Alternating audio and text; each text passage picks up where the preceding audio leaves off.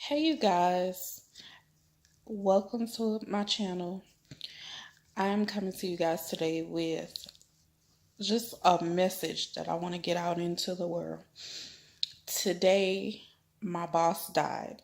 By the time you see this, he probably will have been dead for about a week, maybe more. But it's important that I tell you guys this. Life is so short. Do not allow jobs or anything like that, or any external factor to stress you out to the point where you jeopardize your health. Your health is your wealth. Your ability to care for your family, like just to be present. Don't let a job take that from you. So I'm saying all this to say my boss was like the best boss ever. I've never met someone so godly, so inspiring, such a leader by example. And he never hesitated to help anyone that he could when he could, and he always went out his way to help. But this is not just so much about him as it is,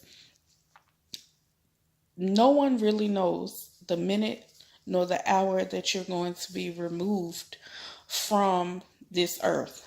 So today I was really like somber, very stressed, and just upset and in my feelings a lot. And it did not help me to hear my son, the one who I always talk about, Justin, my soon to be 18-year-old.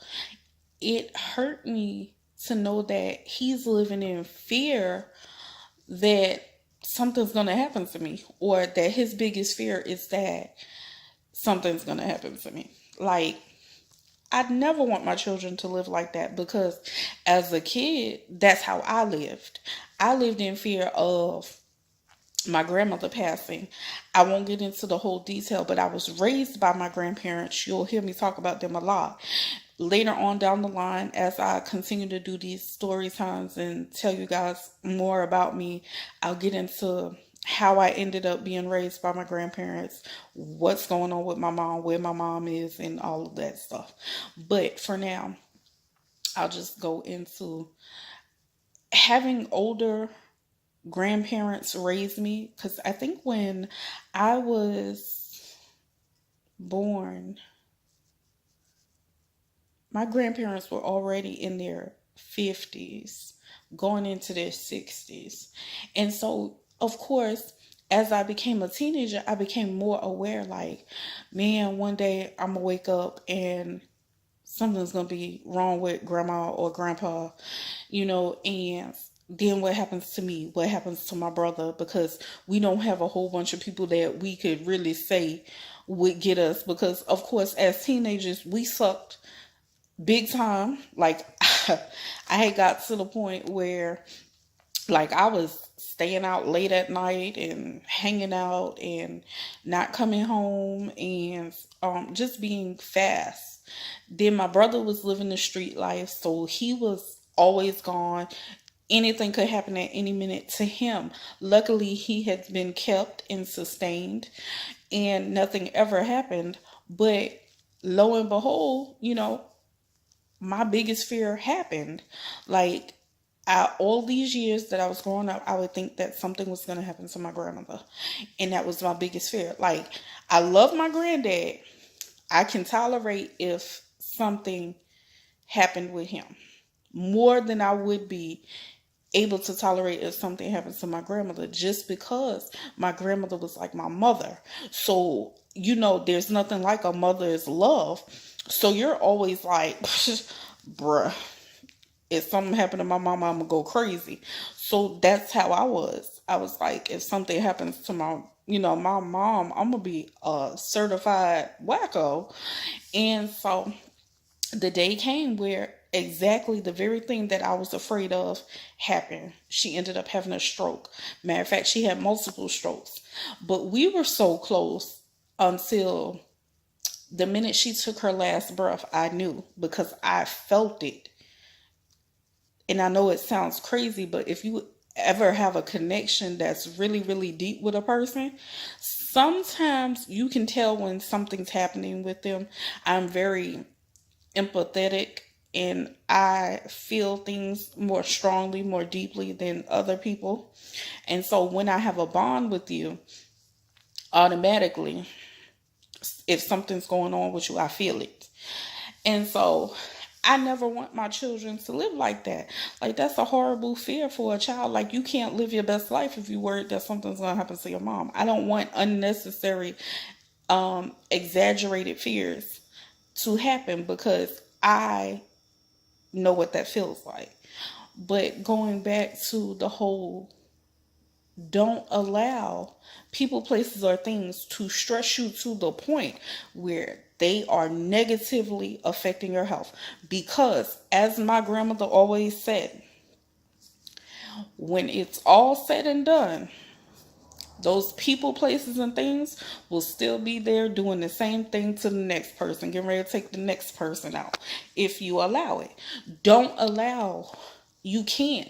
You have to learn to reclaim your power back from people, places, and things because people will drain the life out of you. They will suck every ounce of good out of you if you allow them to. There are so many emotional vampires, so many psychological vampires out here. Don't fall prey to it. Don't be a victim to it. And it's just because this is what's supposed to happen.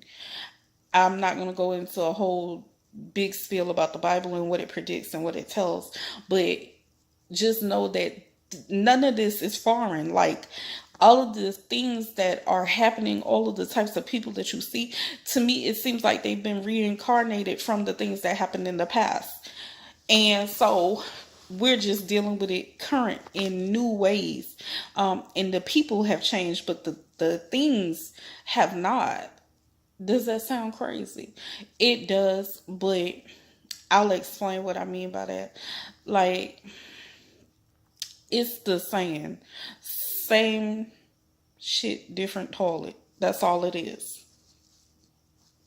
I don't know any other way to put it, but it's the same shit, just a different toilet. All of this stuff is recycled. Stuff that you see happening has already happened to someone else at some point in time. And the goal is to learn your lesson from all of the things that's going on around you and do better, be better. Okay, so for instance, in my family, I know that diabetes runs strongly in my family. So what do? I'm more cautious about the sugar. Like, I'm constantly going to my primary care doctor and saying, hey, I needed my A1C checked. I need my cholesterol checked because heart problems are an issue. What's my levels for my thyroid? My dad has that issue on his side. Then there's, okay, my heart, my liver. I'm constantly checking on all these things, having annuals done so that I know where I'm at and I know what's going on. And if I can stay on top of it, an ounce of prevention is better than a pound of cure, right? So I'm going to try to be preventative in what I do. I'm going to try to catch things and prophylactically treat them, if I even think that I have something going on. So it's just being mindful that I don't want to fall prey to some of the things that has happened previously. Case in point, my boss wasn't anymore. He hadn't even reached the age of 60 yet, and he was taken from this earth by a heart attack that was exacerbated by his diet plus the stress from work, but more so his stress from work than it was his diet. Then I had a cousin who, at the age of 32, My cousin was 32 when she passed away. Heart complications. Like the heart is real fragile. And after this, like this makes me want to go talk to my doctor and say, hey, I need a full EKG, cardiac workup. I need all of it. Run my levels, run my labs again, double check, triple check. Then I had my aunt who randomly, out the blue, she was diagnosed with ovarian cancer. Ovarian cancer, like people are dying from ovarian cancer. I was like, yeah. I go to my GYN doctor, like, hey, ovarian cancer is now a thing in my family. Is there any screening that you can do? Is there any, just physical exams that you can do? Because I don't want to have that as a worry. So my aunt, having her die my aunt was in her 60s when she died. The reason she died from ovarian cancer is because what? She did what most people do. She didn't take her behind to a gynecologist and let them palpate. And when I say palpate, that just simply means they tap on the organs and check and see if there's masses. It's just all about touch. They're touching to see if they can feel anything. She never went. I'm like, sis, you had a baby. Mind you, she only had one child though, so that may be the reason why. But she never went back to the doctor. I'm like, Auntie, did you have a mammogram? When all this was happening, once she started getting sick, I'm like, did you have a mammogram? Have you had a pap? Have you, I need to know, do you have cervical cancer? Are you doing these things? She wasn't. And so I'm like, okay, so it makes sense, but it doesn't make sense. People are fearful of the doctor because they're scared of the bad news. Well, would you rather have the bad news and be able to treat it or catch it early? Or would you rather just die from something that you could have been treating and doing everything that you could to try to basically treat whatever it is? It's like people are supposed to be living longer, yet we have a whole population of people that are dying younger. And all of it is this exaggerated fear of going to the doctor.